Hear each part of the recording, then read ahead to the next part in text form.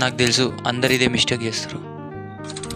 So ప్రతి ఒక్కరు gym start చేస్తారు అండ్ జిమ్కి వెళ్తారు. కాకపోతే జిమ్కి వెళ్ళిన తర్వాత వాళ్ళ స్ట్రెంగ్త్ పైన ఫోకస్ చేయరనమాట.